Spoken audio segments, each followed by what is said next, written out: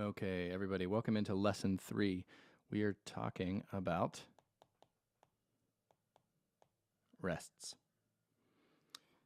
And if we think back to our notes are durations of sound, and rests are the opposite. They're durations of silence. So if we think of sound over here, and then we have silence over here, and let's put this in 4/4.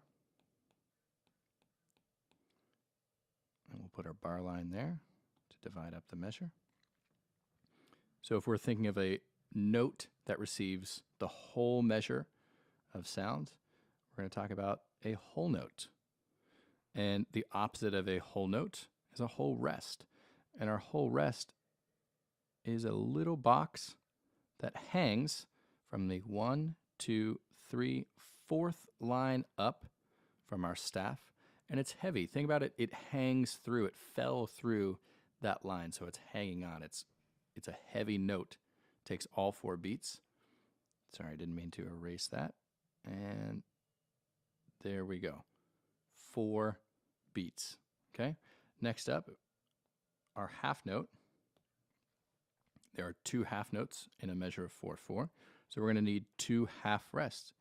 And our half rests look similar to our whole rest, except they're now on the 1, 2, 3rd line from the bottom of the staff, and they sit above that line. So they're not as heavy, they haven't fallen through, and there are 2 of them.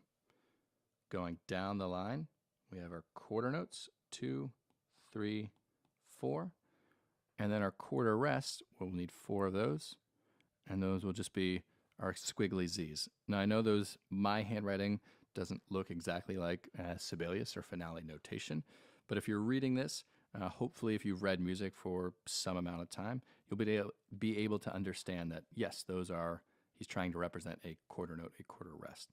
When you're writing stuff by hand, it's always good if you're writing this for yourself. Obviously, you want to make sure that you can read it, but if you're writing it for other people, try and be as neat as possible. And I know this is not as neat as possible. Thanks. But you want people to just read it as quickly as possible. So when you're writing things by hand, just get in the habit, take your time, relax, and make it as neat as possible. Cool. Thanks so much, everybody.